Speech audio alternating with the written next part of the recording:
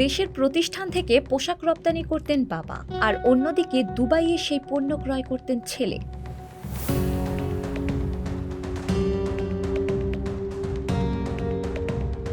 কিন্তু বাবা ছেলের এই রপ্তানিতে পাচার হলো দেশের প্রায় 1,000 কোটি টাকা।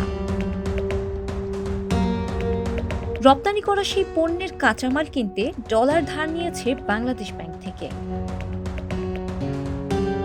পণ্য বাংলাদেশ থেকে যথাসময়ে গেলেও টাকা দেশে আসেনি। এভাবে আরব আমিরাতে দুবাই সহ 3টি দেশে আটকে গেছে প্রায় 8 কোটি ডলার,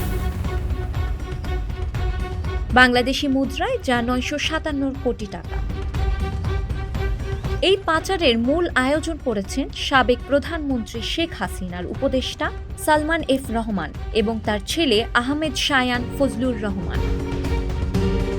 2008 সালের নির্বাচনের পর আওয়ামী লীগ সরকার ক্ষমতায় এলে প্রভাবশালী হয়ে ওঠেন সালমান এফ রহমান।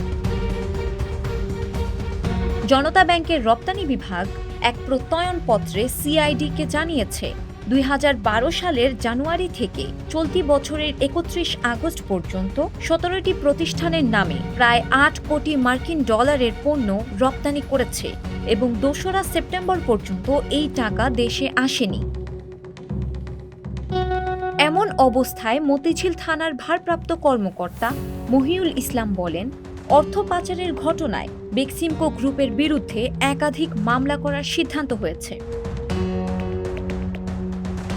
উল্লেখ্য, সরকার পতনের পর 14ই আগস্ট ঢাকা সদরঘাট এলাকা থেকে সালমান এফ রহমানকে গ্রেফতার করা হয়েছে। এরপর 1 সেপ্টেম্বর বেক্সিমকো গ্রুপের প্রতিষ্ঠানের বিরুদ্ধে অর্থ পাচারের বিষয়টি অনুসন্ধান শুরু করে সিআইডির financial crime unit. 22 August Salman F রহমানের বিরুদ্ধে অর্থ আত্মসাৎ সহ বিদেশে টাকা পাচারের অভিযোগের অনুসন্ধান শুরু করে দুর্নীতি দমন কমিশন।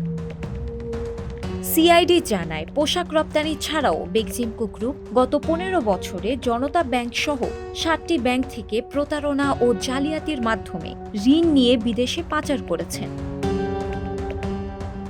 এছাড়াও গত 3 বছরে বন্ডের নামে বাজার থেকে 6,600 কোটি টাকা নিয়েছে। বেক্সিমকো গ্রুপ দেশের টাকায় সৌদি আরবে বেক্সিমকো ফার্মাসিউটিক্যাল গড়ে তুলেছে। পোশাক রপ্তানির বাইরে আড়ালে 13 কোটি 50 লাখ ডলার পাচারের অভিযোগও উঠে এসেছে। জনতা ব্যাংক একটি গ্রুপকে সর্বোচ্চ 1,500 কোটি টাকা ঋণ দিতে পারে, তবে এখানে দিয়েছে তার প্রায় 16 গুণ বেশি, প্রায় 25,000 কোটি টাকা। ইতিমধ্যে খেলাপি হয়ে পড়েছে 18,000 কোটি টাকা। এতে জনতা ব্যাংকের ঋণের 50% খেলাপি হয়ে তারল্য সংকটে আছে ব্যাংকটি। রপ্তানিকারকের বিরুদ্ধে ব্যবস্থাও নেওয়া হয়নি কখনো। জানতে চাইলে বাংলাদেশ ব্যাংকের সাবেক প্রধান অর্থনীতিবিদ মুস্তফা কে মুজেরি বলেন, বিদেশ থেকে রপ্তানির অর্থ না আসার পরেও জনতা ব্যাংক প্রতিষ্ঠানটিকে যেভাবে অর্থ দিয়ে গেছে সেটি একটি অপরাধ।